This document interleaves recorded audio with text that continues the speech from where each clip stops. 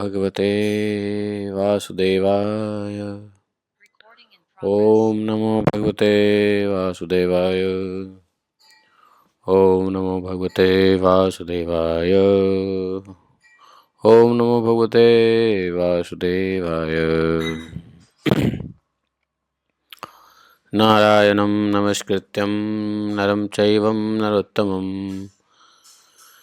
देवीं सरस्वतीं व्यासं ततो जयमुदीरयेत्। नष्टप्रायस्वभद्रेषु नित्यं भागवत सेवया भगवते उत्तमश्लोके भक्तिर्भवति नैष्ठिके। ॐ जन्मान्तस्य तन्वयादितरतः चर्थेष्वभिज्ञः स्वराट् तेने ब्रह्महृदयादिकवये मुह्यन्ति यत् सूर्यः। तेजो वारिमृदां यथा विनिमयो यत्र त्रिसर्गो अमृषाम् धाम्ना सदा निरस्तकुहकं सत्यं परमं धीमहि। धर्मा प्रोजितकैतवत्र परमो निर्मत्सराणां सतां विद्यं मातृवस्तु शिवदं तापत्रयोन्मूलनम्। श्रीमद्भागवत महामुनिकृते किं वा परमेश्वरः सद्यो हृदयकृतभिः शुश्रूषुभिः तत्क्षणात्। निगमकल्पतरोर्गलितं फलं सुखमुखात् द्रवितसंयुतं पिबत भागवतं रसमालयं मुहुरः रसिका भूय भावुकाः। अहं सर्वस्य प्रभवो मत्तः सर्वं प्रवर्तते इति मत्वा भजन्ते मां बुधा भावा समन्वितः। मच्चित्ता मद्गतप्राणा बोधयन्तः परस्परं कथयन्तश्च मां नित्यं तुष्यन्ति च रमन्ति च। तेषां सततयुक्तानां भजतां प्रीतिपूर्वकं ददामि बुद्धियोगं तं येन मापुयान्ति ते। तेषामेवानुकम्पार्थम् अहम् अज्ञानजं तमः नाशयात्मभावस्थो ज्ञानदीपेन भास्वता। अहमेवासमेवाग्रे न अन्यत् सतसत्परं पश्चादहं ते तस्यावशिष्येत स्वस्म्यहम्। कृतेऽर्थं यत् प्रतीयेत न प्रतीयेत चात्मनि तद्विद्यादात्मनो मायां यथा भासो यथा तमः। यथा मान्ति भूतानि भूतेषु चावचिष्णु प्रविष्टान्यन्यप्रविष्टानि तथा तेषु न तेष्वहम्। एतावदेव जिज्ञासं तत्त्वजिज्ञासनात्मनः अन्यव्यतिरेकाभ्यां यत् स्यात् सर्वत्र सर्वदा। हरे कृष्ण कृष्ण कृष्ण हरे हरे हरे राम राम राम हरे हरे। हरे कृष्ण कृष्ण कृष्ण हरे हरे हरे राम राम राम हरे हरे। हरे कृष्ण कृष्ण कृष्ण हरे हरे हरे राम राम राम हरे हरे। बोले ग्रंथराज श्रीमद् भागवत महापुराण की जय। श्री व्यासदेव भगवान की जय। श्री सुखदेव गोस्वामी महाराज की जय। श्री प्रभुपाद की जय। अनंत कोटि वैष्णव भक्तवृंद की जय। अनंत कोटि वैष्णव गुरुवृंद की जय। जय जय श्री राधे श्याम। हरे कृष्ण। तो आज है द्वितीया।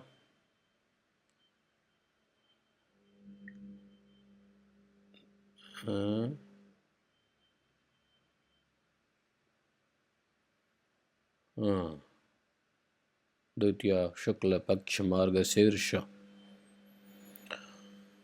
तो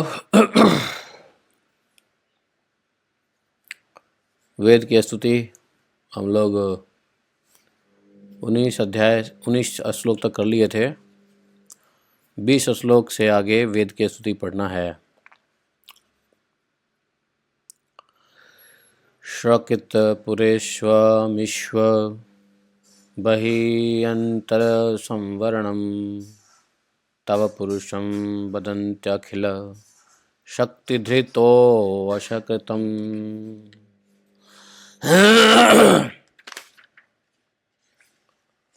इति निगन्ति विविच कवयो निगमावपन्नं भवतौ उपासते अङ्घ्रिं भवं भुवि विश्वसिताः।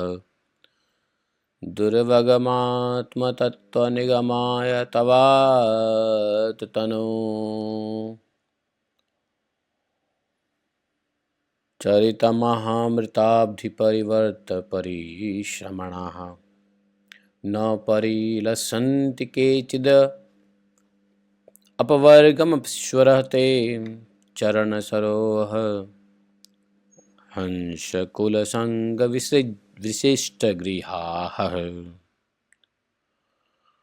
ॐ अज्ञानतिमिरान्धस्य ज्ञानाञ्जनशलाकया चक्षुरुन्मीलितं येन तस्मै श्रीगुरवे नमः। श्रीचैतन्यमनोभीष्टं स्थापितं येन भूतले स्वयं रूप कदा मह्यं ददाति स्वपदान्तिकं। वन्देऽहं श्रीगुरो हस्तपद्मकमलं शीघ्रो न वैष्णवांश श्रीरूपं साग्रजातं सहगणरघुनाथान्वितं तं सजीवं साद्वैतं सावधूतं परिजनसहितं श्रीकृष्णचैतन्यदेवं श्रीराधा कृष्णपादान् सहगणललिता श्रीविशाखान्वितांश्च। हे कृष्ण करुणा सिन्धो दीनबन्धो जगत्पते गोपेश गोपिकान्तं राधाकान्तं नमोऽस्तुते। तप्तकाञ्चन गौराङ्गी राधे वृन्दावनेश्वरे वृषभानुसुते देवी प्रणमामि हरिप्रिये। वाञ्छाकल्पतरुभ्यश्च कृपा सिन्धुभ्यैव च पतितानां पावनेभ्यो वैष्णवेभ्यो नमो नमः। जय श्री कृष्ण चैतन्य प्रभु नित्यानंद श्री अद्वैत गदाधर शिवासादीन गौरभक्तवृंद। हरे कृष्ण कृष्ण कृष्ण हरे हरे, हरे राम राम राम हरे हरे।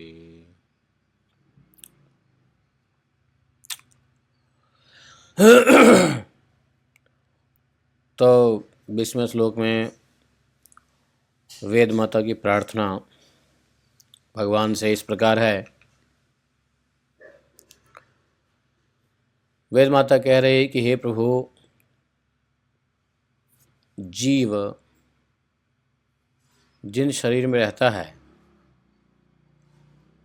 वे उसके कर्म के द्वारा निर्मित होते हैं। जैसा कर्म करता है, किया हुआ है, उस कर्म के द्वारा निर्मित होता है। और वास्तव में उन शरीरों के कार्य कारण रूप आवरणों से ही वह रहित है, क्योंकि वस्तुतः उन आवरणों की सत्ता है ही नहीं। तो तत्वज्ञानी पुरुष ऐसा कहते हैं कि समस्त शक्तियों को धारण करने वाले आपका ही वह स्वरूप है, और स्वरूप होने के कारण अंश न होने पर भी उसे अंश कहते हैं, और निर्मित न होने पर भी निर्मित कहते हैं। इसी से बुद्धिमान पुरुष जीव के वास्तविक स्वरूप पर विचार करके परम विश्वास के साथ आपके चरण कमलों की उपासना करते हैं, क्योंकि आपके चरण ही समस्त वैदिक कर्मों के समर्पण स्थान और मोक्ष स्वरूप है।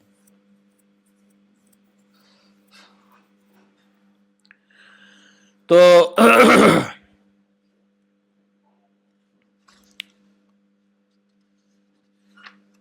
ये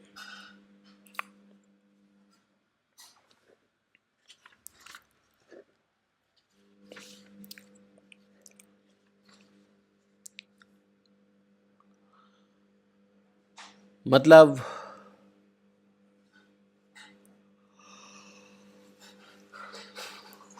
जो तत्वज्ञानी लोग हैं, तत्वज्ञानी पुरुष,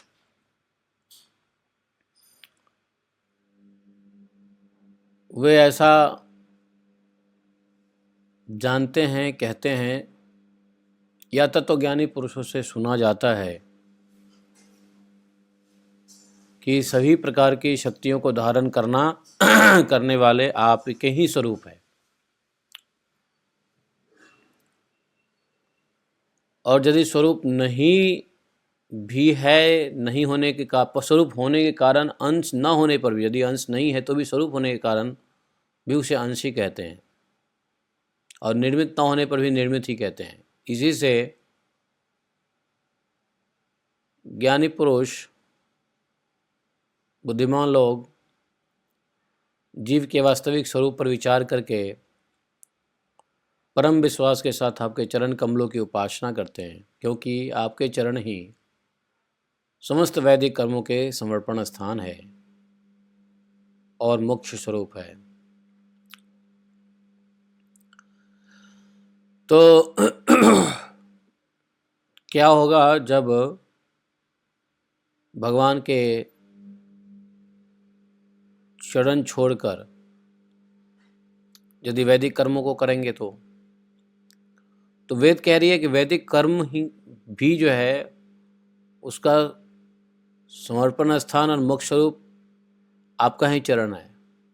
अर्थात वैदिक कर्म करने का भी उद्देश्य भगवान को समर्पण ही है,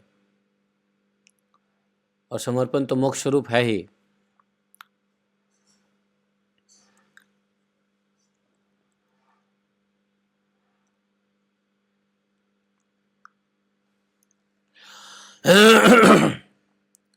तो श्रीधर महाराज अपने टीका में लिखते हैं कि इसी को थोड़ा संक्षेप में कर दिया है। संक्षेप में ये है कि वेद माता की प्रार्थना कि हे स्वामी, हे परमानंद परमात्मा सच्चिदानंद घन, मैं आपका अंश हूँ और अपने चरणों की सेवा का आदेश देकर अपनी माया के द्वारा जो बना हुआ बंधन है उसको काट दीजिए। तदंघ्रिसेवा मादिश्य परमानंदम निवर्तय। परमानंदम निवर्तय मतलब लगा दीजिए, निवृत्त कर दीजिए, निवर्त्य हटा दीजिए, प्रवृत्त और निवृत्त, तो निवर्तय अर्थात हटा दीजिए, बंधन को काट दीजिए, खत्म कर दीजिए।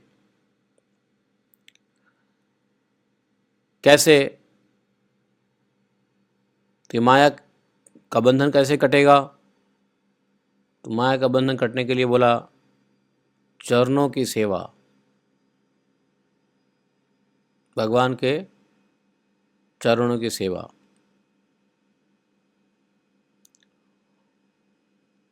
भगवान के चरण सेवा ही अंतिम आदेश है, कंक्लूजन है, तात्पर्य है पूरे वेद का। वेद स्वयं कह रही है, कोई और कहे तो डिस्कशन हो सकता है, विवाद हो सकता है, लेकिन यहाँ सारा विवाद जो है सारा खत्म हो जाता है जब वेद माता स्वयं इस बात को कह रही है।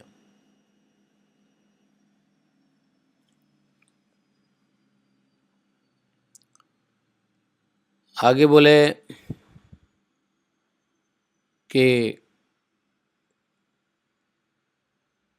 हे भगवान, ये परमात्मा तत्व का ज्ञान प्राप्त करना है बहुत कठिन। परमात्म तत्व का ज्ञान करना बहुत कठिन है, ज्ञान होना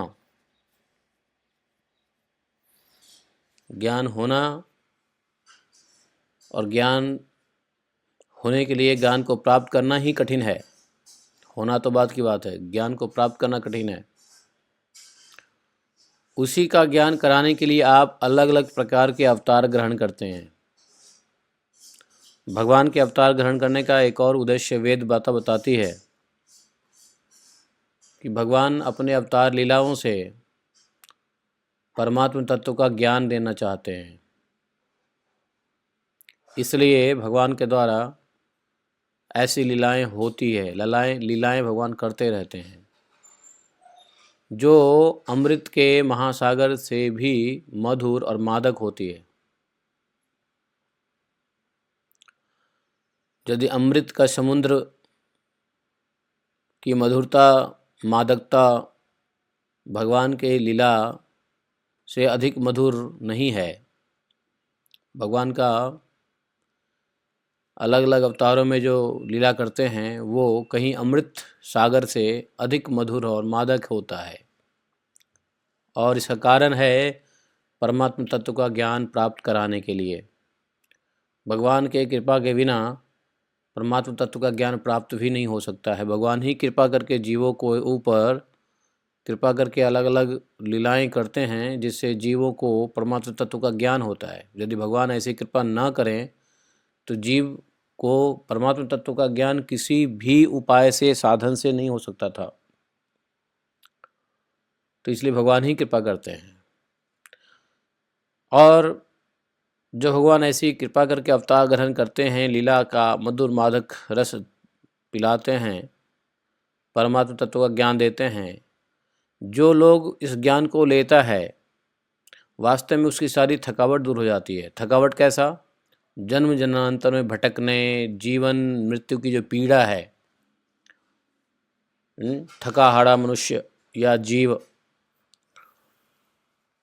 उसकी सारी जन्म जन्मांतर की थकावट दूर हो जाती है जब उस अमृत को, भगवान के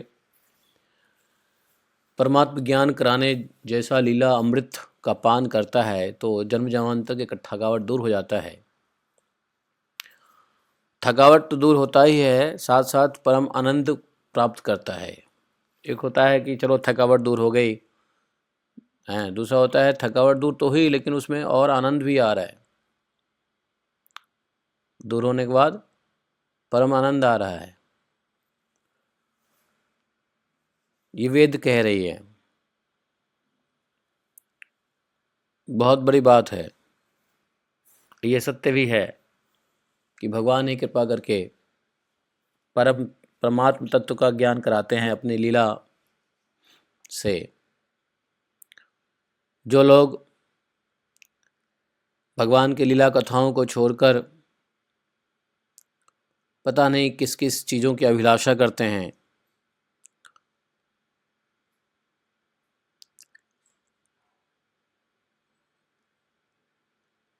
मोक्ष की भी अभिलाषा नहीं करते।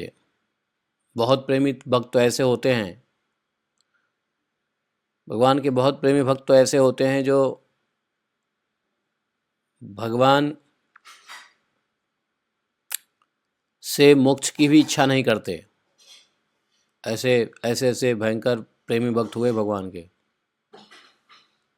मोक्ष की भी इच्छा नहीं करते, अभिलाषा नहीं करते। स्वर्ग की तो बात ही क्या है, मोक्ष तो स्वर्ग से परे है ना। तो बोले वे आपके चरण कमलों के प्रेमी परमहंसों के सत्संग में जहाँ आपकी कथा होती है, जैसे नैमिषारण्य में परमहंस बैठे हुए हैं, तो बोले कि ऐसे भक्त आपके चरण कमलों के प्रेमी परमहंसों के सत्संग में जहाँ आपकी कथा होती है उसी में भक्त आपका सुख मांगते हैं। जो भगवान के भक्त होते हैं उनको भगवान की कथा जहाँ चल रही होती है परमहंसों के सत्संग के बीच में, वहाँ पर ही उनको आनंद आता है, वहाँ पर ही उनको सुख मिलता है। इसलिए उस भक्त के लिए इस जीवन में प्राप्त अपने घर गृहस्थी का भी परित्याग कर देते हैं। ऐसा देखा गया है कि आपकी कथा में निमग्न होने के लिए घर गृहस्थी भी त्याग कर देते हैं, इतना आनंद आता है।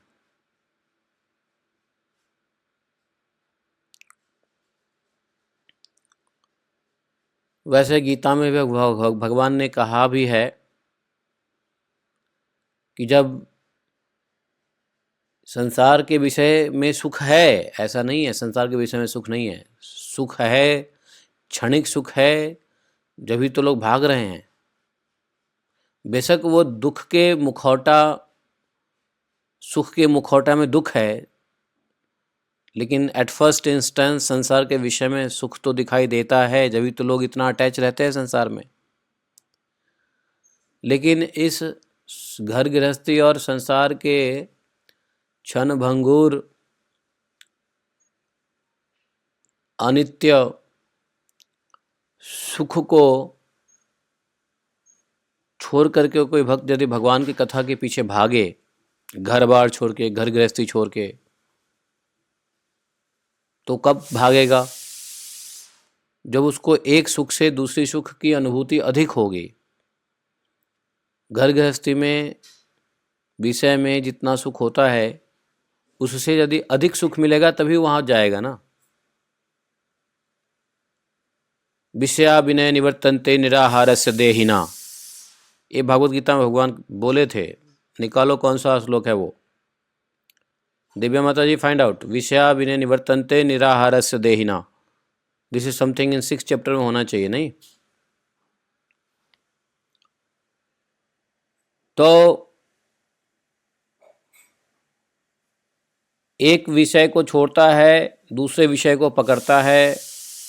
जब एक विषय से दूसरे विषय में अधिक सुख मिलती है, तो घर गृहस्थी के सुख से अधिक सुख मिलता है भगवान के भक्तों को भगवान की कथा लीला में, जब भी वो तो छोड़ता है।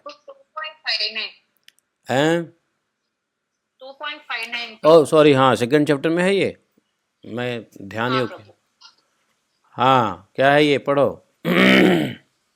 पढ़िए। विषया विनिवर्तन्ते निराहारस्य देहिनः रसवर्ज्यं रसोप्यस्य परम दृष्ट्वा निवर्तते। कौन सा है? 259 प्रभु। ओह हाँ, अच्छा 2nd ये 259 लगभग लास्ट में। हाँ ओके।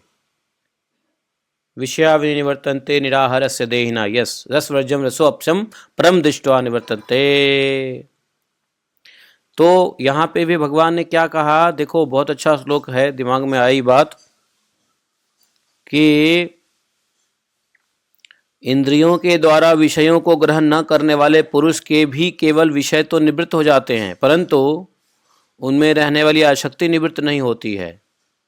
तो आसक्ति कैसे निवृत्त होती है? भगवान के कथा से, भगवान के नाम जप से, भगवान की लीला कथा से, परमहंसों के सत्संग में जो भगवान की कथा होती है। रसिक परमहंस यहाँ किसको कहेंगे? परमहंसों को यदि ब्रज की भाषा में कहा जाए तो इसको रसिक कहेंगे। तो भगवान के प्रेमी रसिक के सत्संग में जहाँ भगवान की कथा होती है, वहाँ पर ये जो विषय की आसक्ति है, जो आसक्ति किसी भी चीज़ से निवृत्त नहीं होती। आसक्ति क्यों होती है? क्योंकि सुख मिलता है, सुख दिखता है, तो उससे निवृत्ति नहीं होती है। लेकिन स्थित प्रज्ञ पुरुष, यहाँ पे भगवान ने कह दिया स्थित प्रज्ञ पुरुष, लेकिन यहाँ पे बोला भगवान के प्रेमी भक्त। स्थित प्रज्ञ कौन होगा? जो भगवान का प्रेमी भक्त होगा। भगवान का प्रेमी भक्त ही स्थित प्रज्ञ होता है। तो जब भगवान की कथा, भगवान का कथा नाम रूप गुण लीला ये सब में अंतर नहीं है ना, भगवान में, भगवान की कथा नाम लीला में अंतर नहीं है। तब जाकर के क्या होता है, उस सुख को छोड़ देता है, बल्कि उस सुख का जो आसक्ति है वो भी खत्म हो जाता है। इसलिए घर छोड़ देता है, घर गृहस्थी का भी परित्याग कर देता है। नौकरी चाकरी बिजनेस छोड़ दिया तो कौन सी बड़ी बात है, यहाँ घर गृहस्थी भी छोड़ देता है। इसको श्रीधर महाराज कहते हैं कि बिरला ही कोई बिरला ही महापुरुष होते हैं जिनका अंतःकरण शुद्ध हो रहता है, जो आपके कथा के अमृतमय कथा समुद्र में खूब आनंदित होते रहते हैं और धर्म अर्थ काम मोक्ष इन चारों पुरुषार्थों की को भी वो एकदम घास फूस की तरह तृण समान तुच्छ समझते हैं। कुर्वन्ति कृतिनः केचित् चतुर्वर्गम त्रिपो तृणोपमम् तत्कथा अमृत पाथो गौ विहरन्तो महामुदः। देखो, वेद माता के इन स्तुति को अच्छे से समझाया है दूसरे सरल श्लोकों में, वो हैं श्रीधर महाराज। वेद के इतने भयंकर श्लोकों को बड़ा सरल कर दिया है श्रीधर महाराज ने। तो ये श्रीधर महाराज की लिखी हुई टीका है। त्वत्कथा मृत पाथो घौ बिहरन्तो महामुदः कुर्वन्ति कृतिनः केचित् चतुर्वर्गम तृणोपमम्। तो आपका जो भक्त भगवान के अमृतमय कथा समुद्र में विहार करता है, आनंद लेता है, वो धर्म अर्थ काम मोक्ष चारों पुरुषार्थों को तो कुछ समझता ही नहीं है, तृण के समान तुच्छ बना देता है। ऐसी कथा की रोग लगती है सुनने की। संसार इसको रोग ही कहेगा। संसार के दृष्टिकोण से जो व्यक्ति संसार छोड़ के भगवान की कथा में लग जाए वो पागल ही है। संसार पागल ही कहती है, रोगी कहेगा। वास्तव में रोगी तो वह है जिसको भगवान की कथा में रुचि नहीं है। वास्तव में पागल तो वह है जिसको भगवान की कथा में रुचि ही नहीं है, क्योंकि उसको अपना आत्म कल्याण में रुचि नहीं है। तो आत्म कल्याण में रुचि चाहने वाले को संसार पागल कहेंगे, और संसार को आत्म कल्याण में रुचि रहने वाले लोग पागल कहेंगे। तो ऐसा ही होता है। ठीक व्यक्ति पागल को पागल समझता है, पागल व्यक्ति ठीक व्यक्ति को पागल समझता है। चश्मा दृष्टिकोण अलग होती है, समझ अलग होती है कि नहीं?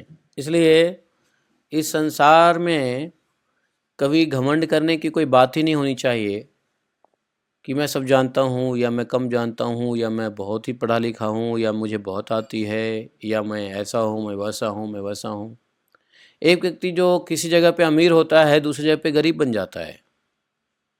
जहाँ पे वो पैसों से उसको लगता है कि मैं अमीर हूँ, ज्ञानी व्यक्ति के सामने वो दरिद्र बन जाता है, क्योंकि वो अज्ञानी व्यक्ति और जब जो ज्ञानी व्यक्ति है, कोई भक्त है, वो पैसे वाले के बीच में बैठ के वो दरिद्र लगता है, और ज्ञानियों के बीच में पैसे वाला बैठ जाए तो वो दरिद्र लगेगा, क्योंकि उसके पास धन संपत्ति को संपत्ति मानता है, और यहाँ ज्ञानी व्यक्ति भगवान के भगवत तत्व को ही अपना संपत्ति मानता है।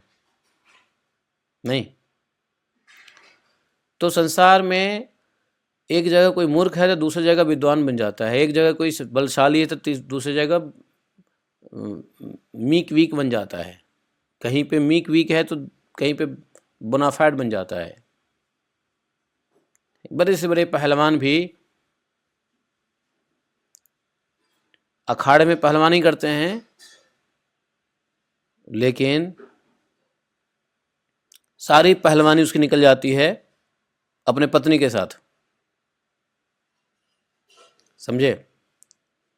तो संसार में ऐसे ही है। इसलिए नहीं कहा जा सकता है कि कोई विद्वान है, कोई मूर्ख है। उस जगह समय काल परिस्थिति विद्वान मूर्ख बनाता है। समय काल परिस्थिति आदमी को चतुर और बुद्धिमान बनाता है। संसार में डिपेंड करता है कि कौन से एसोसिएशन में है, किस समय में है, किस जगह पर है। एक जगह पे कोई बड़ा सम्मान पाता है, दूसरी जगह उसकी निंदा भी होती है, नहीं होती है? कहीं निंदा होगी तो कहीं सम्मान भी पाएगा। मात्राएं में अंतर हो सकती है, कहीं ज़्यादा सम्मान है तो थोड़ी निंदा है, कहीं ज़्यादा निंदा है तो थोड़ी जगह सम्मान भी प्राप्त होता है।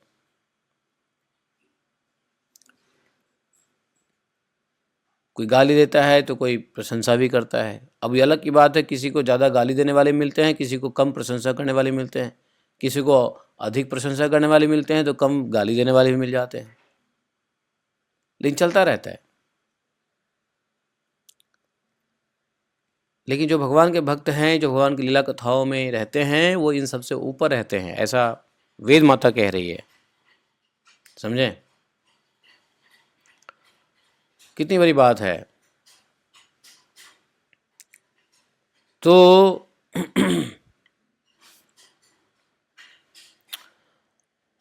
हमने 20 श्लोक कर लिया, सॉरी 21 श्लोक कर लिया। 22वां श्लोक जो है उसमें वेद माता क्या कह रही है वो सुनना पड़ेगा। श्लोक बहुत लंबा है। तद अनुपथम कुलाय इदम आत्म सुहृत प्रियव। तत् अनुपथम कुलायम इदम आत्म सुहृत प्रियव प्रियवत चरति तथोन्मुखे त्वयि हिते प्रिये आत्मनि च न बत रमन्त्यहो असदुपासनया आत्महनो यदनुशया भ्रमन्तरु उभये कुश शरीर भृतः। कुश शरीर भृत।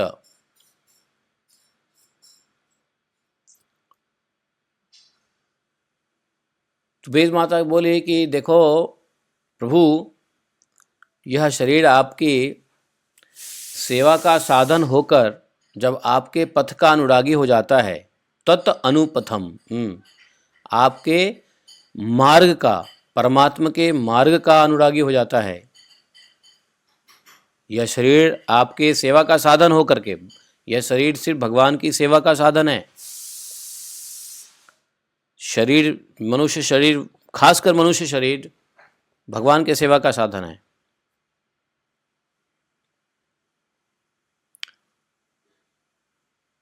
प्रिंसिपल, मुख्य रूप से, प्राइमरीली यह शरीर भगवान की सेवा का साधन है। ये अलग की बात है कि हम अपने इंद्रियों की सेवा का साधन इसको बना देते हैं। कभी इंद्रियों के सेवा के कार्य बना देते हैं, कभी भगवान की सेवा में लगा देते हैं। भगवान की सेवा खत्म तो इंद्रियों कार्य में लगा देते हैं, ठीक है। लेकिन है भगवान की सेवा के तत् अनु पथम कुलाय इदम आत्मसुहृत प्रियवत। तो तब आत्मा हितैषी, सुहृद और प्रिय व्यक्ति के समान आचरण करता है। जब शरीर को सेवा में लगाएंगे तो आत्मा प्रिय व्यक्ति के समान आचरण करता है, क्योंकि जीव के सच्चे हितैषी कौन है? जीव के सच्चे प्रियतम कौन है? आत्मा ही है, जो सदा सर्वदा जीव को अपनाने के लिए तैयार भी रहते हैं। और इतनी सुगमता होने पर तथा अनुकूल मानव शरीर को पाकर के भी लोग सख्य भाव आदि के द्वारा आपकी उपासना नहीं करते। साख्य, सख्य, दास्य, जो भाव है, वात्सल्य, माधुर्य, कई भाव है जिसे भगवान की उपासना होती है। तो बोले कि इतनी सुविधा होने के बावजूद भी मानव शरीर को पाकर के कोई यदि आपके उपासना नहीं करते, आपके कथा लीला में नहीं आनंद लेते, आपके नाम जप में आनंद नहीं आती, आप में नहीं रमते, बल्कि इस विनाशी और असत शरीर तथा शरीर के संबंध में ही वो आनंद लेता है, रम जाता है उसका मन। घर गृहस्थी में ही, शरीर और शरीर से जुड़े हुए चीज़ों में ही जब उसका मन रम जाता है, आपकी उपासना में नहीं रमता, तो जहाँ मन रमता है वहीं उपासना करता है। तो अगर शरीर और शरीर से संबंधियों में रमेगा मन, तो शरीर और शरीर संबंधियों में ही उपासना करने लगेगा। और जब शरीर की उपासना करने लगेगा तो वह आत्मा के स्तर पे सोच ही नहीं सकता है। वो शरीर का अनात्म, शरीर के बारे में सोचना, अनात्म सोचना, इस प्रकार अपने आत्मा का हत्या करता है, क्योंकि उसकी मन कहाँ रमता है? असत शरीर और उसके संबंधियों में। कहाँ रमना चाहिए? भगवान में, क्योंकि भगवान में मन रमाने के लिए नाना प्रकार के भाव से उपासना होती है, जिसके लिए मानव शरीर अनुकूल है, बहुत अनुकूल है मानव शरीर। लेकिन यदि भगवान में नहीं लग करके किसी विषय में लग जाता है तो वह आत्मा का हत्या, इसको आत्महत्या कहते हैं। उसे अधोगति पहुंचाते हैं, उसे अधोगति को प्राप्त करना पड़ता है।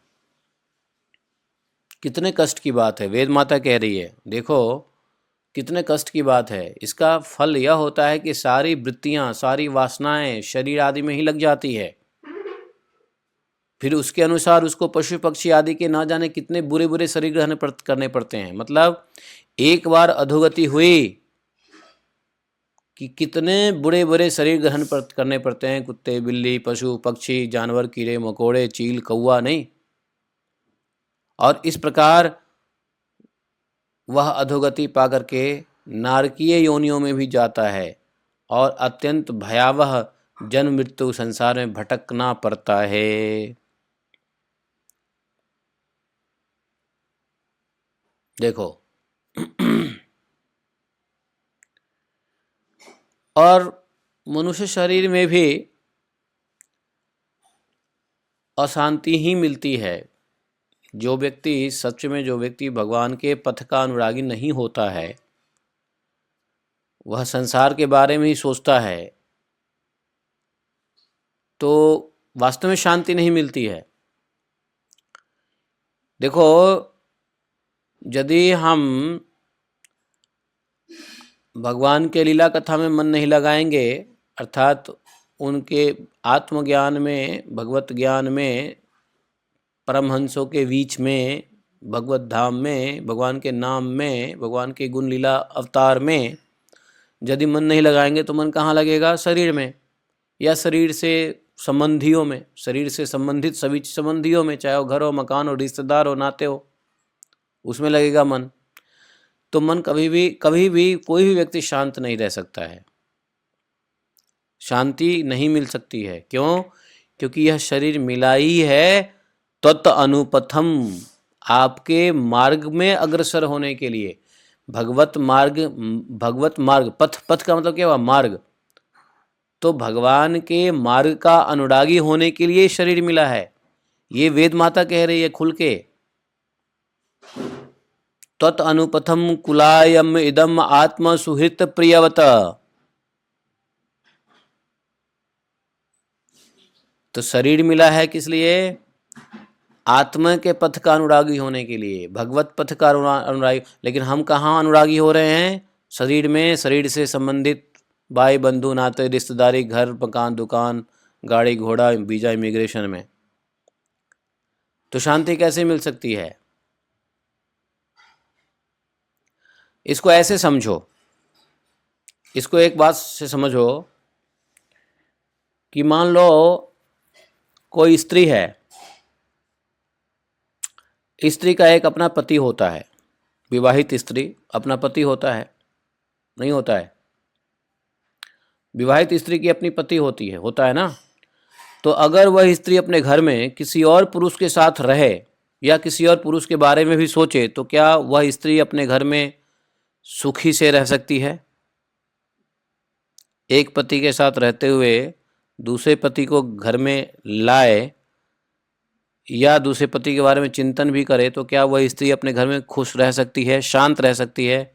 नहीं शांत रह सकती है, घर में कलह बना रहता है। उसी प्रकार से इस शरीर में चिंतन परमात्मा की करनी है, लेकिन करते हम हैं संसार की। तो उसी प्रकार से बताया। एक बहुत बड़े संत हैं रामसुख दास जी महाराज, आजकल मैं उनका लेक्चर सुन रहा हूँ। जानते हो रामसुख दास जी महाराज? कईयों ने तो नाम भी नहीं सुना होगा, बहुतों ने सुना भी होगा। किसी ने नाम सुना है स्वामी रामसुख दास जी महाराज का? हाँ जी प्रभु जी, उनके लेक्चर भी सुने हैं। हाँ, स्वामी रामसुख दास महाराज जी का लेक्चर आजकल मैं सुनता हूँ, एक लेक्चर डेली सुनता हूँ। तो अच्छी लगी उनके एक लेक्चर से। वो यही कह रहे थे कि हमारा शरीर मिला है परमात्मा चिंतन के लिए और हम शारीरिक अपने नाते रिश्तेदारी के बारे में सोचते हैं, तो कहाँ से मिलेगा शांति? शांति मिल ही नहीं सकती है कि नहीं? मन में शांति कभी नहीं मिलेगी। जो मन मिला है परमात्मा की चिंतन के लिए, परमात्मा की रमने के लिए, और हम रम रहे हैं कहीं और, तो वही बात हो गई ना कि हमको परमात्मा हमारे पति हैं, हम पति के साथ नहीं रम रहे हैं, कहीं और रम रहे हैं। तो ऐसे स्त्री को कहाँ शांति मिलेगी जो अपने पति के साथ नहीं रम के कहीं और रमेगा? एक पति परमात्मा है बाकी अनेकों विषय भोग के पति हैं। जितने इंद्रिय हैं उतने, जितने विषय हैं उतनी ही पति है। तो इसलिए इस शरीर में भी, शरीर तो बड़ी लिखा है कि कितनी कष्ट की बात है कि जो शरीर इतना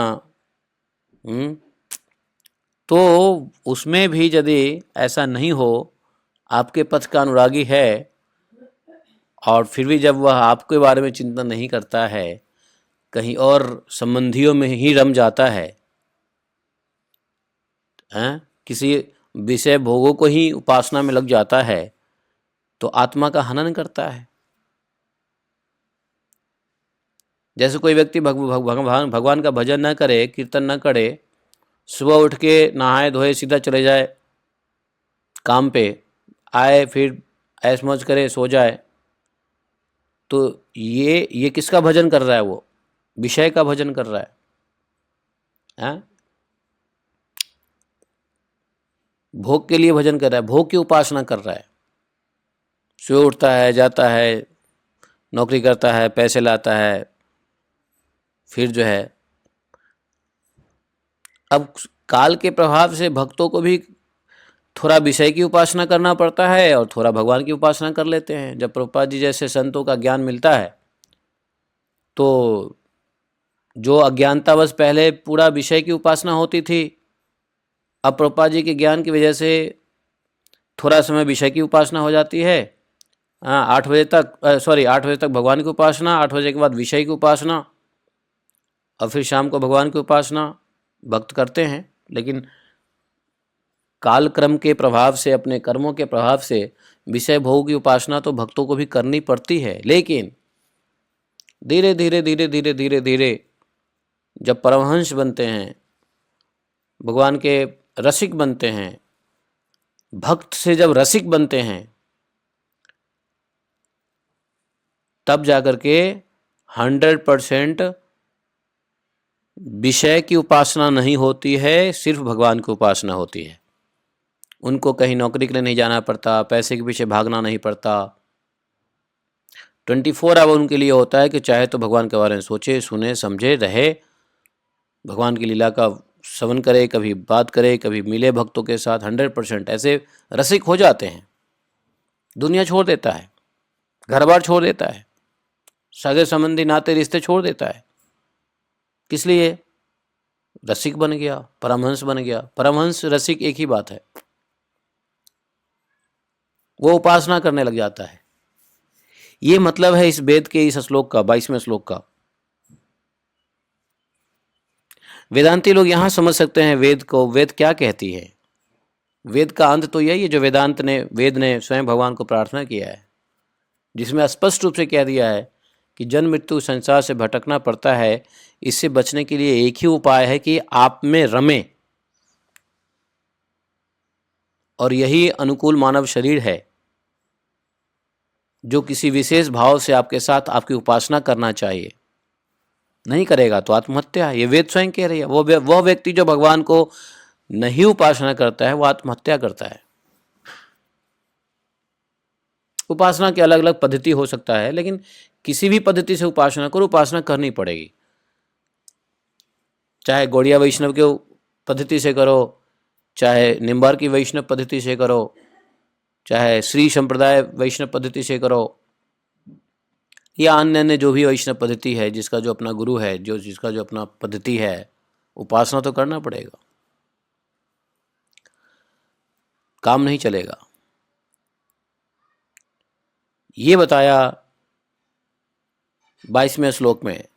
22वें श्लोक का थोड़ा सा सारांश में श्रीधर महाराज लिखते हैं, त्वत्यात्मनि जगन्नाथो मन मनो रमतामिह कदा मम दृशम जन्म मानुषम संभविष्यति। यह श्लोक श्रीधर महाराज का टीका है।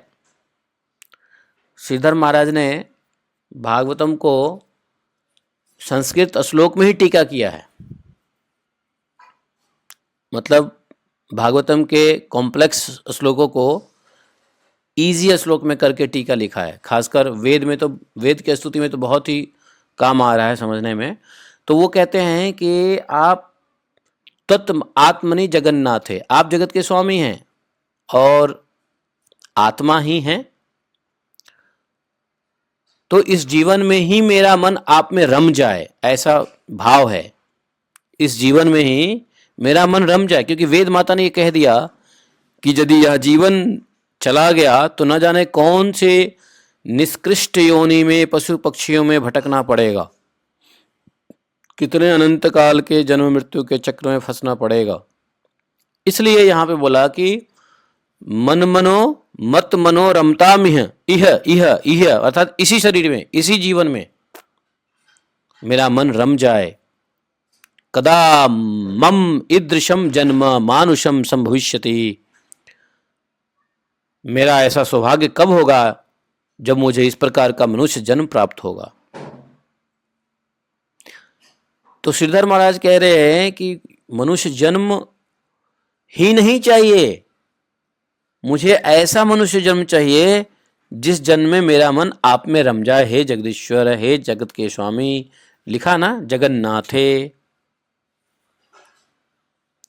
तो वेद के 22वें श्लोक का तो हमने आपको बता दिया तात्पर्य, लेकिन यही इसी तात्पर्य को श्रीधर महाराज ने प्रार्थना बना दिया।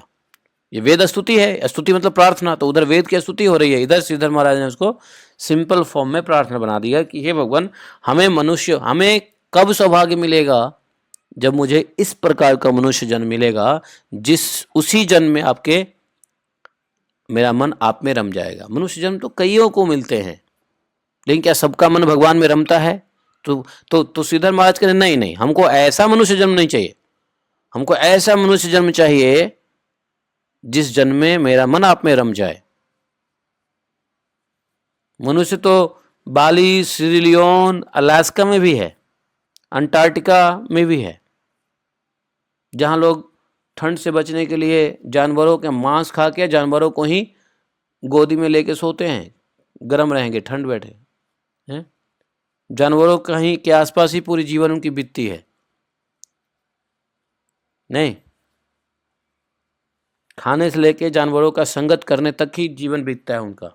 खाते हैं तो जानवर, सोते हैं तो जानवर के साथ, खेलते हैं तो जानवर के साथ, घूमते हैं तो जानवर के साथ।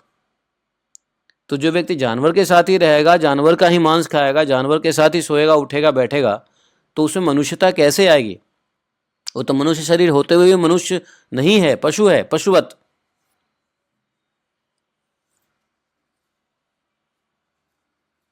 भूमि भूमि भार भूता, पृथ्वी पे भार के समान है।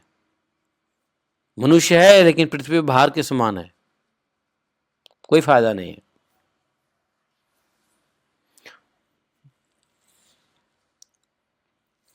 मनुष्य रूपेण मृगाश्चरन्ति, मनुष्य के रूप में वो पशु ही है, ऐसा बोला।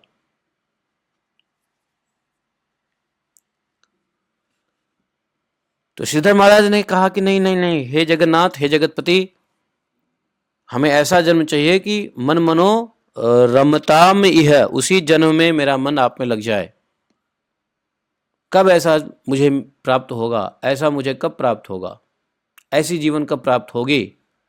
ये कह रहे हैं श्रीधर महाराज। समझ रहे हैं? वेद की प्रार्थना को समझ लो, कितना गंभीर प्रार्थना, कितना गंभीर स्तुति है।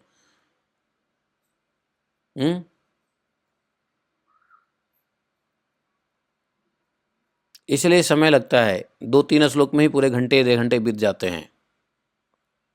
बात ही कुछ ऐसी है।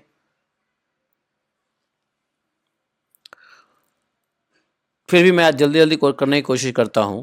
23वां श्लोक कह रहे हैं, निवृत मरुत मनो अक्ष दृढ़ योग युजो हृदय न उनय उपासते तदह यो अपि ययुः स्मरणात् स्त्रिय उर्गेन्द्र भोग भुजन दंड विशक्त धियो वयमपि ते समा समदृशो अंगघ्री सरोज सुधा। जबरदस्त। देखो, संस्कृत के 1 2 3 4 5 6 7 8 9 10 11 12 13 संस्कृत के 12 शब्दों को एक्सप्लेन करने के लिए हिंदी के मोर देन 150 शब्द में इसका ट्रांसलेशन है। लगभग 100 शब्द तो होगा, 100 शब्द में ट्रांसलेशन है। 12 संस्कृत के 12 शब्दों को 100 शब्द में, इतना गुह्य रूप से वेद प्रार्थना कर रही है। और सबसे बढ़िया बात क्या है, श्रीधर महाराज ने उस प्रार्थना को इजी कर दिया है। तो हम दोनों देखेंगे, श्रीधर महाराज का भी देखेंगे और वेद माता जो कह रही है उसको भी समझने की कोशिश करेंगे।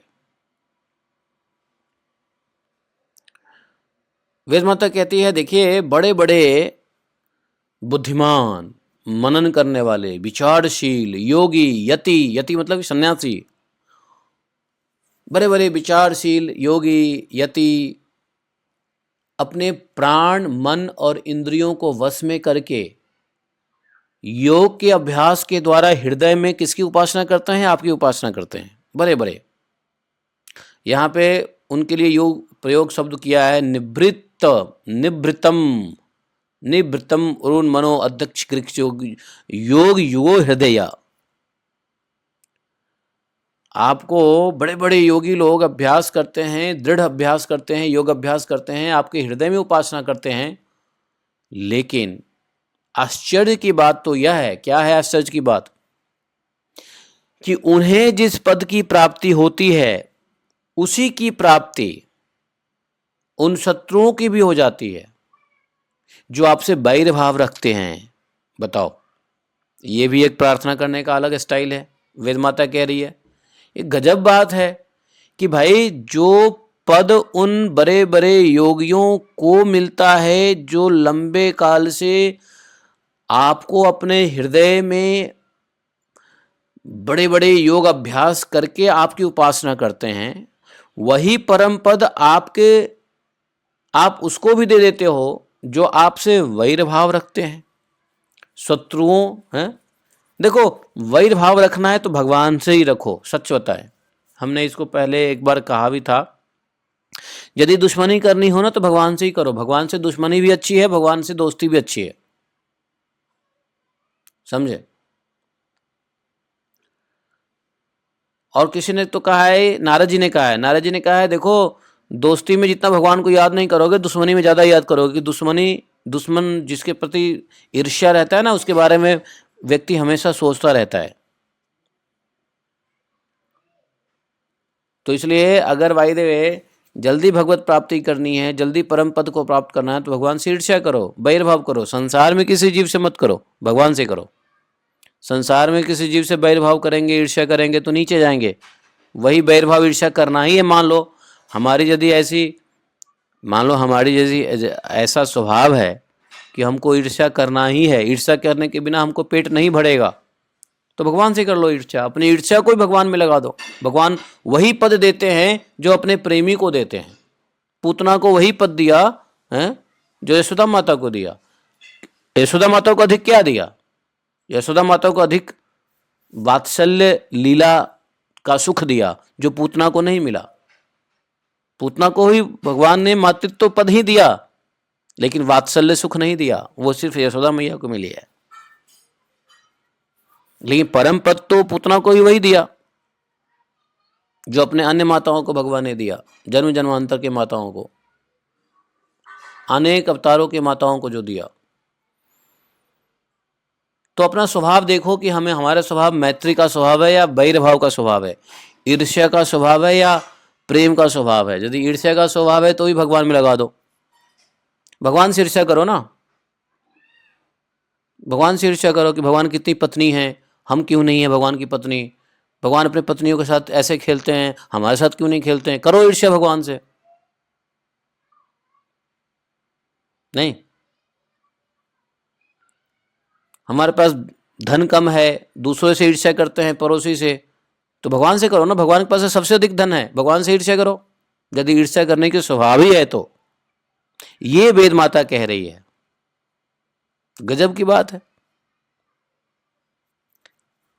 तो इसको नारद जी बता चुके हैं पहले ही कि क्यों बैर भाव रखने से योगी के जितना ही परम पद प्राप्त होता है। क्यों? क्योंकि बैर भाव में अधिक चिंतन होती है, गहरी चिंतन होती है वैर भाव में, भक्ति भाव में। इसलिए भक्तों को भगवान बहुत लेट मिलते हैं, लेकिन वैर भाव से भगवान जल्दी प्राप्त होते हैं, जल्दी काम तमाम होता है। परम पद को देख के भगवान भी फ्री हो जाते हैं दैत्य को मार करके, पूतना, तृणावर्त, अघासुर, पता नहीं कौन कौन से असुर थे। नहीं,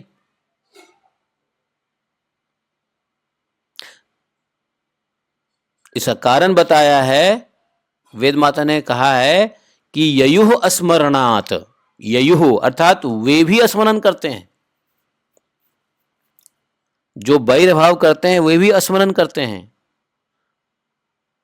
वेद माता कहती है, कहां तक कहें भगवन, वे स्त्रियां जो अज्ञान बस आपको परिच्छिन्न मानती हैं और आपकी शेष नाग के समान मोटी लंबी सुकुमार भुजाओं के प्रति काम भाव से आसक्त रहती हैं, जिस परम पद को प्राप्त करती है वही पद हम श्रुति को ही प्राप्त होता है। यद्यपि हम आपको सदा सर्वदा एक रस अनुभव करती हैं और आपके चरणारविंद का मकरंद का पान करती हैं, क्यों ना हो। आप समदर्शी जो हैं, आपकी दृष्टि में उपासक के परिच्छिन्न या अपरिच्छिन्न भाव में कोई अंतर ही नहीं होता।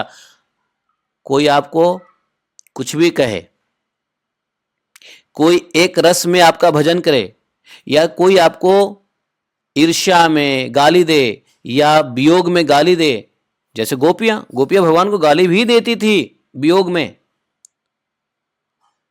भगवान के चक्कर में तो गोपियां ने भौरों को भी गाली दे दिया, अरे भौरे जा रे जा, तू अपने मालिक के समान मेरे आगे पीछे कर रहा है, तू भी लगता है बड़ा चटुकार है। वेणु गीत में, सॉरी कौन सा, भ्रमण गीत में देखो, उद्धव जी को कह दिया। बल्कि तो भगवान के विरह में, भगवान के प्रेम की वह पराकाष्ठा है जिसमें गोपियां ने तो गाली भी दिया भगवान को, फिर भी भगवान गोपियों को कौन सी पद दिया? वही पद दिया जो वेद कहती हैं, हम तो एक रस अनुभव करती हैं सदा सर्वदा, हम तो आपके बारे में गलत बोलती भी नहीं हैं, हम तो हमेशा आपका वंदन ही करते हैं, सब कुछ करते हैं, आपके ऐश्वर्य, आपके महात्म्य रस का ही अनुभव करते हैं, एक रस में हम अनुभव करते हैं आपको। फिर भी आपके चरण मकरंद का पान वो भी करती हैं। क्यों नहीं करें? क्योंकि आप तो समदर्शी हो, आपकी दृष्टि में उपासक का परिच्छिन्न अपरिच्छिन्न भाव में कोई अंतर नहीं है, यह भी उपासना ही है। लेकिन यदि प्रेम बहुत अधिक हो तो प्रेमी को आप गाली दे दो, प्रेमी सुन लेगा। लेकिन ईर्ष्या यदि दूसरे से करोगे तो प्रेमी दुखी हो जाएगा।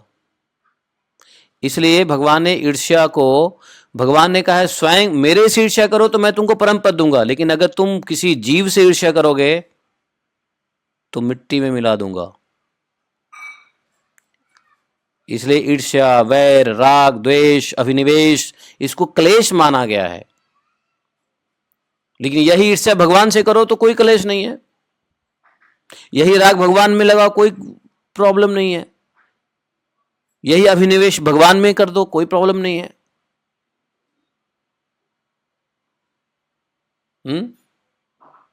तो जो संसार के लिए क्लेश है वही भगवान में लगा दो तो क्लेश नहीं हो जाता, वो परम पद प्रदान करने वाला साधन हो जाता है।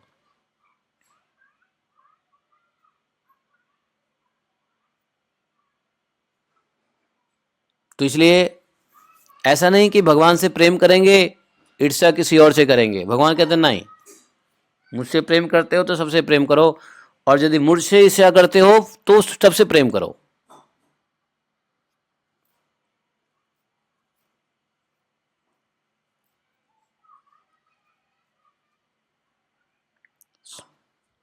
तो भगवान के पास बहुत कुछ है ईर्ष्या करने के लिए। ये वेद माता कहने का तात्पर्य भगवान यही बात बता रही है। और इसको श्रीधर महाराज क्या कह रहे हैं सुनिए। श्रीधर महाराज कह रहे हैं, इसको शॉर्ट में कर दिया है श्रीधर महाराज, चरण स्मरणं प्रेमना तव देव सुदुर्लभम यथ कथा अन्नगृह हरे मम भूयाद अहर्निशम। अहर्निशम हमेशा हमेशा, अहर्निश, अहर्निश का मतलब क्या होता है? दिन रात। दिन रात में मुझे तो आपके चरणों का ही स्मरण बने रहे। हे देव, आपके चरणों का प्रेम पूर्वक स्मरण अत्यंत दुर्लभ है। चाहे कैसे कैसे भी हो, चाहे जैसे कैसे भी हो, हे नृसिंह, मुझे तो आपके चरणों का स्मरण दिन रात बने रहे। जानते हो यहाँ पे नृसिंह को क्यों याद किया है? यहाँ पे नृसिंह भगवान को क्यों याद किया है? क्योंकि श्रीधर स्वामी के इष्ट देवता कौन थे? नरसिम्हदेव, है कि नहीं? श्रीधर स्वामी महाराज के इष्ट देवता नरसिम्हदेव थे, और नरसिम्हदेव की कृपा से श्रीधर स्वामी महाराज ने टीका लिखा है। और नरसिम्ह भगवान की कृपा से श्रीधर महाराज ने टीका लिखा, और जो टीका के ऊपर टीका हमारे आचार्यों ने लिखा। तो ये जो हम लोग भागवतम पढ़ रहे हैं, ये भागवतम कहाँ से आया है? वैष्णव संप्रदाय को जो भागवत मिला है वो मिला है श्रीधर महाराज से। श्रीधर महाराज की पहली टीका हुई, जो ऑथेंटिक वैष्णव संप्रदाय में माना जाता है। और सभी टीकाएं फिर श्रीधर महाराज की टीका से ही प्रेरणा लेके लिखी गई है। और वही श्रीधर महाराज को किसकी प्रेरणा मिली है? नरसिम्हदेव भगवान की। श्रीधर महाराज कोई बड़े पढ़े लिखे नहीं थे, जानते हो? श्रीधर महाराज पढ़े लिखे नहीं थे बहुत। भैंस चराते थे, भैंस चराने वाले एक ग्वाले थे, भैंस चराते थे, कुछ आता है था नहीं।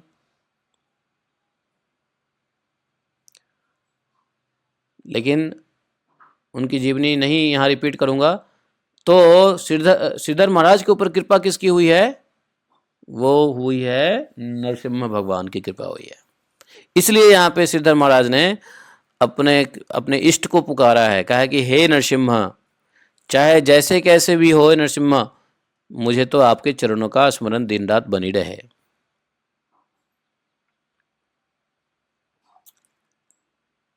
तो ये वेद की स्तुति है भगवान के लिए। हमने 23वां श्लोक भी पढ़ लिया, 24वां श्लोक पढ़ते हैं। 24वें श्लोक में कहा क्या कि क ईह नु वेद बतावरत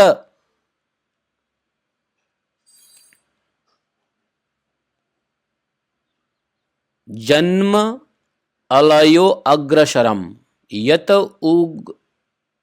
उदगा दृशीर मनो देव गणा उभय तर्हि न संचास उभयम न च कालजवः किमपि न तत्र शास्त्रम वक्रिष्य शयितदा यदा।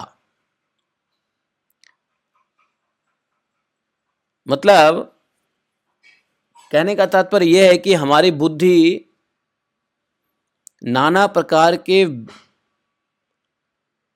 उपाधियों से घिरा हुआ है, ये कहने का तात्पर्य है। बोले कि आप अनादि, हे भगवान आप अनादि अनंत है। देखो, बोले जिसका जन्म मृत्यु, कौन सा श्लोक है? 24वां श्लोक है। तो बोले कि जिसका जन्म और मृत्यु काल से सीमित है, जीव का जन्म मृत्यु काल से सीमित होता है, वह भला आपको कैसे जान सकता है? स्वयं ब्रह्मा जी निवृत्ति परायण सनक आदि और प्रवृत्ति परायण मरीचि आदि बहुत पीछे आपसे ही उत्पन्न हुए हैं। ब्रह्मा जी भगवान से उत्पन्न हुए हैं, सनक आदि लोग निवृत्ति परायण है, वो भी आपसे उत्पन्न, और प्रवृत्ति परायण मरीचि आदि भी आपसे उत्पन्न हुए हैं। तो जिस समय आप सबको समेट कर सो जाते हैं, उस समय ऐसा कोई साधन नहीं रह जाता जिससे उनके साथ ही सोया हुआ जीव आपको जान सके। जब आप लोगों को पता है कि जब अत्यंतिक अल्टीमेट प्रलय होता है, अल्टीमेट प्रलय, तो अल्टीमेट प्रलय में क्या होता है, पूरी प्रकृति के साथ साथ जीव सब भगवान के पेट में बैठा रहता है, भगवान के साथ ही रहता है, भगवान के उदर में समा जाता है, लेकिन फिर भी ऐसी कोई साधना नहीं होती है जो भगवान को जान सके। समझे? ये कह रहे हैं कि जिस समय आप सबको समेट कर सो जाते हैं, भगवान सो जाते हैं ना जी कल्प के अंत में, हैं, और फिर कल्प के शुरुआत में क्या करते हैं, सृष्टि का निर्माण करते हैं। तो वेद माता कहती है कि जब आप सो जाते हैं सबको समेट करके, सारे जीव अपने आपके पेट में ही होते हैं, प्रकृति के साथ साथ, मूल प्रकृति के साथ साथ, उस समय कोई साधन नहीं रह जाता है जिससे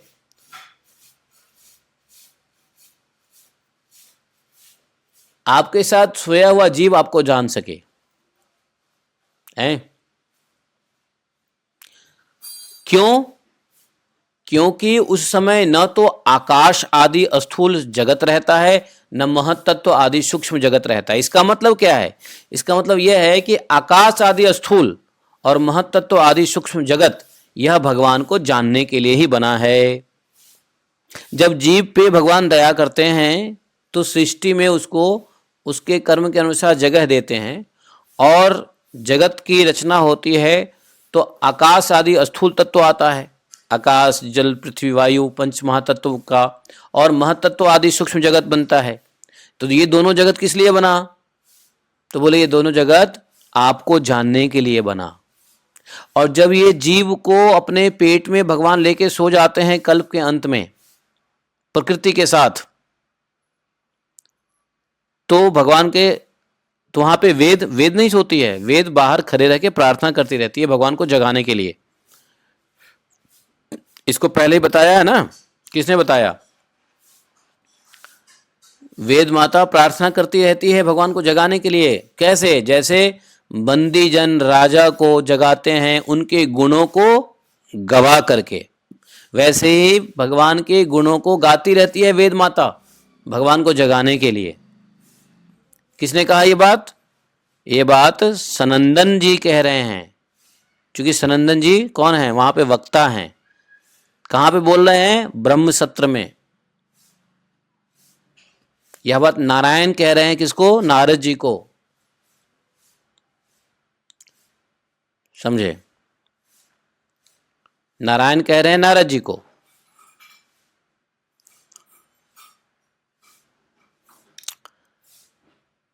तो वेद इसी स्तुति से, ये वेद स्तुति जो है, ये स्तुति कब है? वेद, कोई पूछे कि ये वेद कब स्तुति कर रही है, कब भगवान की स्तुति किया वेद ने, तो कह सकते हो कल्प के अंत में जब भगवान सभी सृष्टियों को समेट करके सो जाते हैं तो वेद स्तुति करती रहती है भगवान को जगाने के लिए। समझे? तो वही कह रही है कि ये सारा जगत आपके, जब आप सो जाते हो तो सारा जगत आपके अंदर सो जाता है, आपको वो जान भी नहीं सकता, आपके अंदर रहता हुए फिर भी नहीं जान सकता। कारण क्या है? कारण है कि वह स्थूल जगत नहीं होता, सूक्ष्म तत्व नहीं होते। इसका मतलब बिना महत तत्व के, बिना आकाश आदि स्थूल जगत के भगवान को नहीं जान सकते, अर्थात बिना शरीर को भगवान को नहीं जान सकते, बिना इंद्रियों को भगवान को नहीं जान सकते। और भगवान को एक बार जान लेंगे तो इंद्रियों की अवस्था खत्म हो जाती है।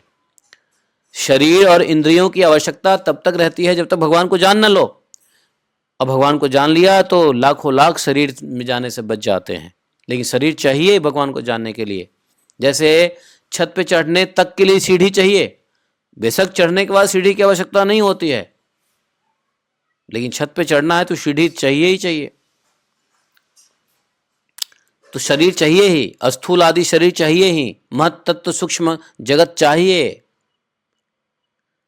शरीर इन्हीं दोनों से बनता है, पंचमहाभूत और महत तत्व आदि सूक्ष्म जगत। तो महत तत्व आदि सूक्ष्म जगत में कौन है? इंद्रियां आता है ना, इंद्रियां, अहंकार, अहंकार इसमें आता, महत तत्व से ही तो निकला है अहंकार। नहीं, तीन अहंकार जो बताया वो कहाँ से निकलता है? महत्तत्व से निकलता है, उसी से तो शरीर बनता है। तो एक चाहिए आपको हार्डवेयर आकाश आदि पंच महाभूत से, और सॉफ्टवेयर महत्तत्व आदि सूक्ष्म जगत से। सॉफ्टवेयर भी चाहिए, तो इंद्रियां क्या है? सॉफ्टवेयर है। मन बुद्धि अहंकार और 11 इंद्रियां हैं, ये सॉफ्टवेयर है, आई मीन सूक्ष्म महत्तत्व आदि है। इन दोनों से बने हुए शरीर, और शरीर बन गया तो शरीर के साथ साथ एक चीज और होता है, क्या? क्षण मुहूर्त काल, ये भी साथ रहते हैं। अंग भी, काल के अंग भी नहीं रहते। जब कुछ नहीं रहता, यहां तक कि शास्त्र भी आप में समा जाता है, ऐसी अवस्था में आपको जाने की चेष्टा न करके आपका भजन करना ही सर्वोत्तम मार्ग है।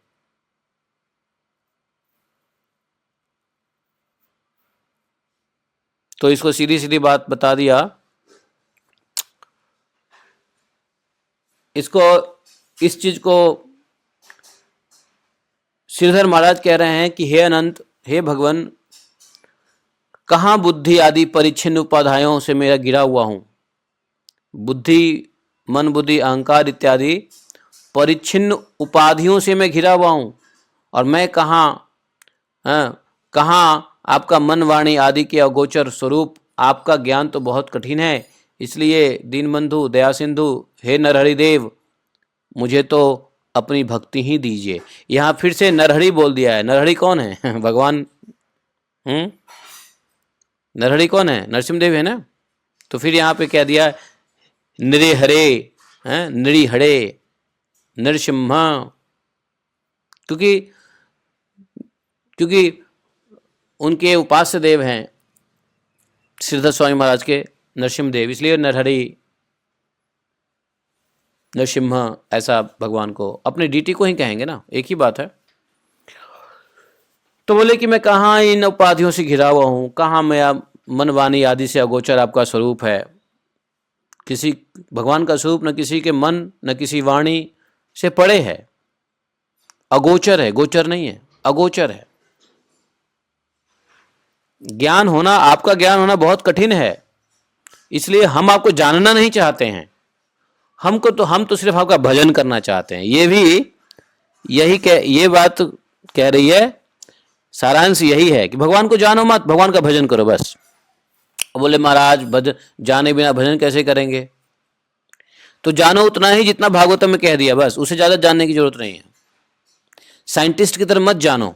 साइंटिस्ट होता है ना, पीछे पड़ जाता है, नहीं रिसर्च करेंगे, ऐसा करेंगे, एक्सपेरिमेंट करेंगे, जलाएंगे भुनाएंगे तपाएंगे तो प्रमाण निकलेगा तो जानेंगे। नहीं, शास्त्र भागवतम उपनिषदों में संतों के मुख से भगवान के बारे में जो कह दिया उस पर भरोसा करो, भगवान का भजन करो। अधिक जानने की जरूरत नहीं है। साइंटिफिक वे में भगवान को जानने की जरूरत नहीं है। जो साइंटिफिक वे में भगवान को जानेगा वो भजन भक्ति नहीं कर सकता है, और भजन भक्ति जहां तक नाश हो जाएगा। साइंटिफिकली क्योंकि भगवान किसी के मन वाणी से परे हैं, भगवान का स्वरूप किसी के भी मन वाणी से परे है। भगवान को कोई नहीं जान सकता, न ब्रह्मा, न यहाँ लिखा हुआ है स्वयं ब्रह्मा जी, सनकादिक जी, प्रवृत्ति प्रायण मरीचि आदि बहुत सारे, कोई नहीं जानता आपके स्वरूप को। तो ऐसे में क्या करें? तो ऐसे में श्रीधर महाराज कह रहे हैं, हे भगवान भक्ति दीजिए बस, हमको आपको जानने की आवश्यकता नहीं है। भक्ति मिलेगी तो भक्ति के बल से अपने आप सब कुछ जान लेंगे, उपाधि से नहीं जान सकते। शरीर भी उपाधि है, मन बुद्धि अहंकार भी उपाधि है। किसी का बुद्धि छोटा, किसी का बुद्धि बड़ा, किसी का मन संकीर्ण, किसी का मन उदार, तो ये तो उपाधि है। किसी का मन पागल, किसी का मन इंटेलिजेंट, तो ये सब उपाधि है। किसी उपाधि से भगवान को नहीं जाना जा सकता है, भक्ति से जाना सकता है। भक्ति से क्या होगा? अपने आप सर्व ज्ञान होइते प्रकाशित, सारा ज्ञान अपने आप भक्ति से प्रकाशित हो जाता है। और गुरु यही करते हैं, गुरु यही करते हैं। ऐसे ही चक्षु दान भी करते हैं।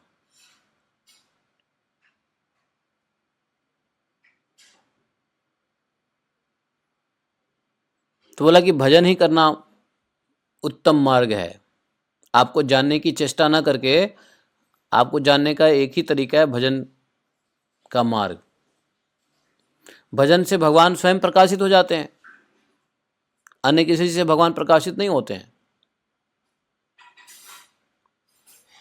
ऐसा नहीं हो सकता कि साइंटिस्ट लेबोरेटरी में कुछ करेगा, भगवान प्रकट हो जाएंगे। हाँ बेटा साइंटिस्ट, अमेरिका के साइंटिस्ट, मैं तुम्हारे साइंस के लेबोरेटरी के प्रोसेस से प्रसन्न हो गया, बताओ क्या वर चाहिए। ऐसा नहीं, भगवान कोई लेबोरेटरी में किसी साइंटिस्ट के द्वारा लेबोरेटरी के प्रयोग से भगवान नहीं प्रकट होते हैं। भगवान तो स्वयं प्रकाश है, और स्वयं प्रकाश स्वयं इच्छा से भक्तों के भजन से प्रकाशित होते हैं। इसलिए वेद भी कह रही है कि बस भजन ही करना उत्तम मार्ग है। और यहाँ श्रीधर महाराज भी कह देते हैं कि मुझे तो आपकी भक्ति दीजिए, भक्ति से क्या होगा, सभी ज्ञान अपने आप प्रकट हो। ज्ञान क्या, आप ही प्रकट हो जाओगे, है। और जब आप प्रकट हो जाओगे तो आपका ज्ञान तो ऑटोमेटिक प्रकट हो जाएगा। तो पहले ज्ञान लो या बाद में भगवान को, या भगवान को पहले लो बाद में ज्ञान, एक ही बात है। क्योंकि भगवान की भक्ति और भगवान का दोनों में अंतर नहीं है। ये 23वें श्लोक कहने का तात्पर्य है। नहीं, 24वें श्लोक। 25वें श्लोक में वेद माता कह रही है, सुनिए, कुछ लोगों का मानना है, क्या मानना है, कुछ लोग कहते हैं कि जगत असत है, कुछ लोग कहते हैं कि सतरूप दुखों का नाश होने वाला मुक्ति मिलती। मतलब ये कहा है कि जनीम सतः सतो मृत्यु मुतात्मनि जे चौभिदाम, जनीम सतः,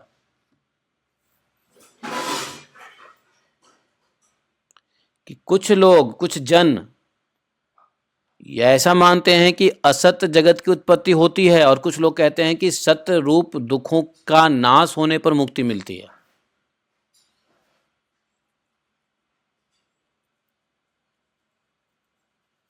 और कुछ दूसरे लोग कहते हैं कि आत्मा अनेक है।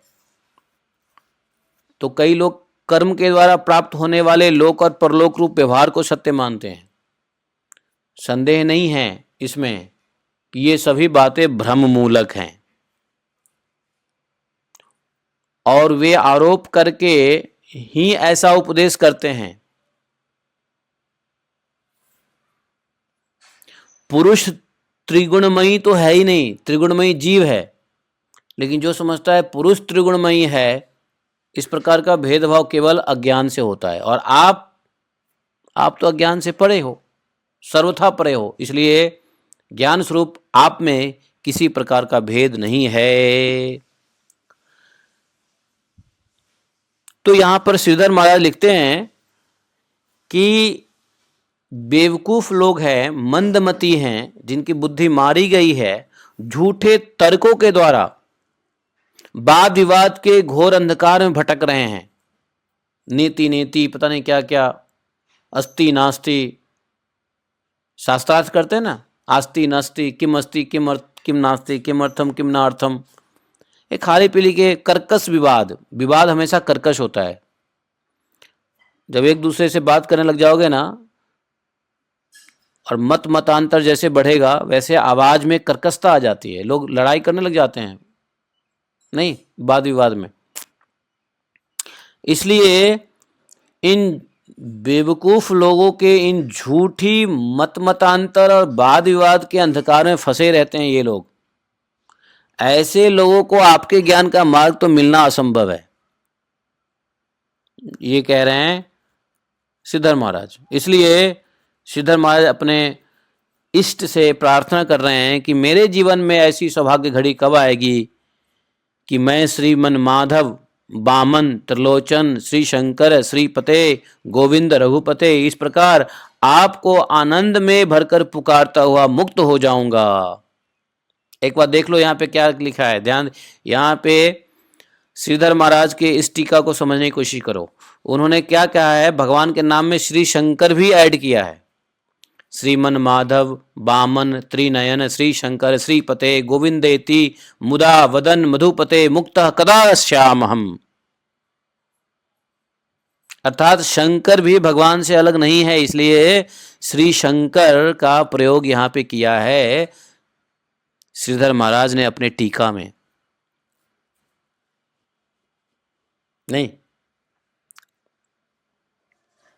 भगवान के श्रीमन माधव बामन त्रिलोचन श्री शंकर श्रीपते गोविंद मधुपते, मैं कब आपके नामों को पुकारता हुआ आनंद में भर जाऊंगा।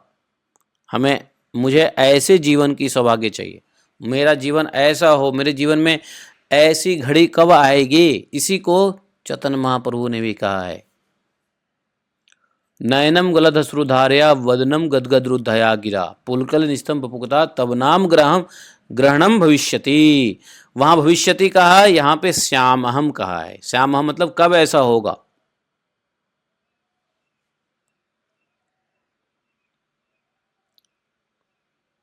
कब मेरे जीवन में ऐसा सौभाग्य घड़ी आएगा कि मैं आपके नाम को पुकारते हुए आनंद से भर जाऊंगा। नहीं, चैतन्य महाप्रभु ने भी यही बात कहा है, कब नाम ग्रहणे भविष्यति, मैं आपके नाम लेकर के कब मेरा गला रुध जाएगा। आपका नाम लेते ही कैसे आपका, जैसे एक माता है, माता जब अपने पुत्र को खो देती है और जब कोई व्यक्ति पुत्र को याद कराता है तो माता पुत्र को याद करके पुत्र के नाम रूप को याद करते ही कैसे उसे गला भर जाता है, कैसे रोने लग जाती है।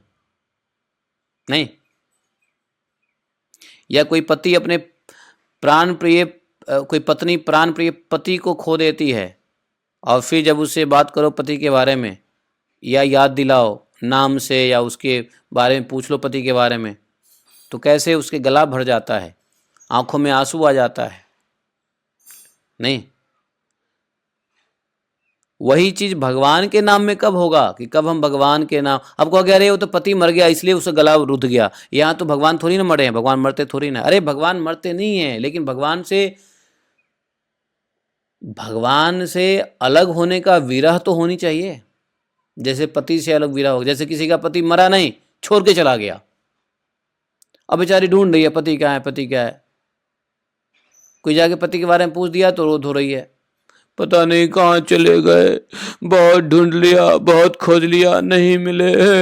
बताओ, नहीं तो पति तो मरा नहीं, लेकिन सेपरेशन में आंखें उसके नम हो रहे हैं, सेपरेशन में उसे गला रुध हो रहा है। तो चैतन्य महाप्रभु यही तो कह रहे हैं, कब मेरा आपके नाम सुनते ही कब मेरा ऐसा होगा हाल। वही श्रीधर महाराज कर रहे हैं, कह रहे हैं कि कब ऐसा सौभाग्य आएगा कि मैं आनंद से आपका आनंद में भरकर पुकारता हुआ मुक्त हो जाऊंगा आपका नाम। कौन सा नाम? हे माधव, हे कृष्ण, हे गोविंद, हे वामन, हे त्रिनयन, हे मधुपते गोपी नाथ, हे भोलेनाथ। हैं इस प्रकार जो है, ऐसा कब आएगा मेरे जीवन में, है कि नहीं? ये बात आवाज आ रही है? आवाज आ रही है? प्लीज आवाज आ रही है? Let me know. Hare Krishna. तो जी प्रभु आ रही है।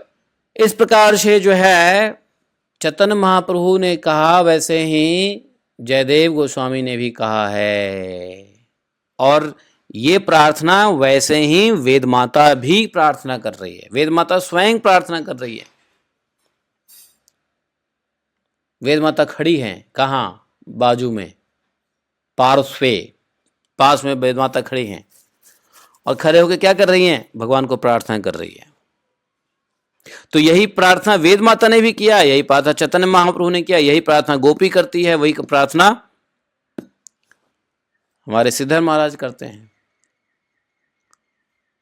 अर्थात सभी वैष्णवों को यही प्रार्थना करनी चाहिए कि कब नाम ग्रहणे भविष्यति गदगद रुद्धया। तो हमने 24 श्लोक कंप्लीट किया है है कि नहीं?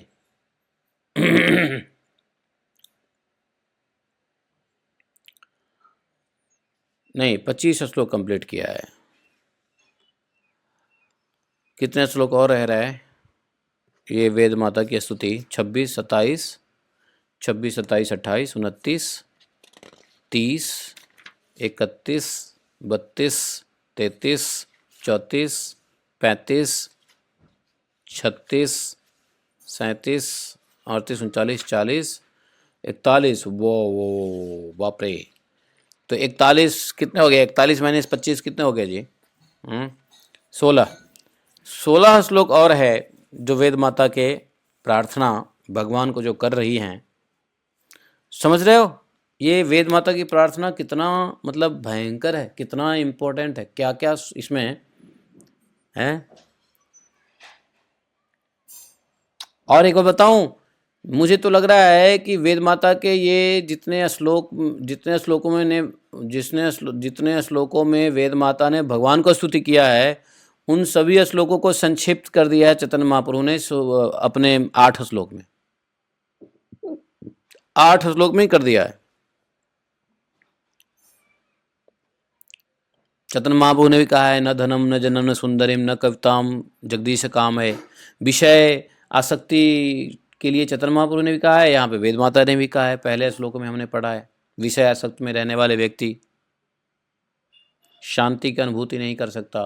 परमात्मा के विषय चिंतन करने से ही आत्म शांति की महसूस होती है, क्योंकि शरीर मिला ही है परमात्मा के चिंतन करने के लिए। शरीर मिला है परमात्मा के चिंतन करने के लिए और हम कर रहे हैं विषय के चिंतन, तो कहाँ से कोई शांत रहेगा? शांत कभी नहीं रह सकता है कोई। सुख की अनुभूति दिखती है, लेकिन सुख के रूप में दुख ही दुख आता है। ये तो चैतन्य महाप्रभु का जो 8वां श्लोक है, मैं बता रहा हूँ, जहाँ तक मुझे लग रहा है कि चैतन्य महाप्रभु का जो 8 शिक्षा है ना, वो वेद माता की स्तुति का ही शॉर्ट वर्जन है। कैसा कह सकते हैं? बिल्कुल कह सकते हैं।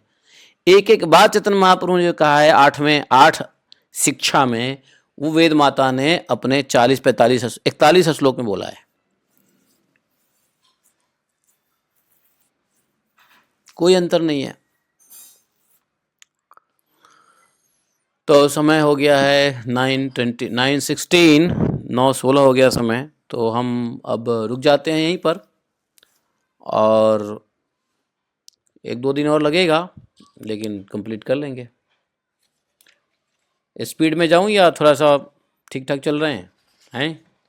प्रभु जी चैतन्य महाप्रभु विशिष्टाष्टकम को भी एक बारी रिकॉर्ड करिए ना अपने उसमें प्लीज। पूरा डिकोड है, मैं वही तो कहा हूँ। वेद स्तुति जो पढ़ रहा है चैतन्य महाप्रभु की स्तुति है। चैतन्य महाप्रभु ने वही चीज़ बोला है जो वेद ने कहा है। वही वही चैतन्य महाप्रभु से पहले हुए हैं। ये क्या नाम है? श्रीधर महाराज। चैतन्य महाप्रभु से पहले आए हैं श्रीधर महाराज। श्रीधर महाराज की कमेंट्री को चैतन्य महाप्रभु ने अप्रूव किया है कि this is the only authentic. Chaitanya Mahaprabhu ने कहा है कि मुझे नहीं पता कौन कितना भागवतम को जानता है, लेकिन इतना जानता हूं कि ये महाराज, कौन से महाराज? श्रीधर महाराज भागवतम को पूर्णतया जानते हैं। भगवान ने स्वयं स्टैंप लगा दिया है श्रीधर महाराज के टीका को। तो समझे, यही प्रार्थना है। बोले ग्रंथराज श्रीमद् भागवतम की जय। एकम शास्त्रम देव की पुत्र गीतम, एको देवो देव की पुत्र एव, एक मंत्र शतश नमानि यानि कर्मापि तस्य देवस्य सेवा। तमेव माता च पिता त्वमेव बन्धुश्च सखा त्वमेव विद्या द्रविणं त्वमेव मम सर्वदेव देवः। कृष्णाय वासुदेवाय हरे परमात्मने प्रत्क्लेशनाशाय गोविन्दाय नमो नमः। हे कृष्ण करुणा सिंधो दीनबंधो जगत्पते गोपेश गोपिका कांतम राधा कांतम नमस्ते। तप्त कांचन गौरांगी राधे वृंदावनेश्वरी विश्वानुसुते देवी प्रणमामि हरिप्रिये। वाञ्छाकल्पतरुभ्यश्च कृपा सिन्धुभ्येव च पतितानां पावनेभ्यो वैष्णवेभ्यो नमो नमः। जय श्री कृष्ण चैतन्य प्रभु नित्यानंद श्री अद्वैत गदाधर शिवासादि गौर भक्तवृंद। हरे कृष्ण कृष्ण कृष्ण हरे हरे, हरे राम राम राम हरे हरे। जय जय श्री राधे श्याम। हरे कृष्णा। प्रशांति माता जी है क्या? Prashanti Mata ji, are you there? Please Gopi Geet गाओ। Mata ji is not available for a week, एक हफ्ता के लिए माता जी नहीं हैं। गोपी गीत गाओ प्रशांति माता जी। हरे कृष्णा प्रभु जी। Yes. 1 minute प्रभु। हाँ, हरे कृष्णा प्रभु जी। रेडी रेडी रेडी रहो। I'll open the okay okay okay, take your time, no problem. तो ठीक है, इस तरीके से हरे हाँ गाओ गाओ गाओ। जय जयति ते अधिकम जन्मना ब्रज शयत इंदिरा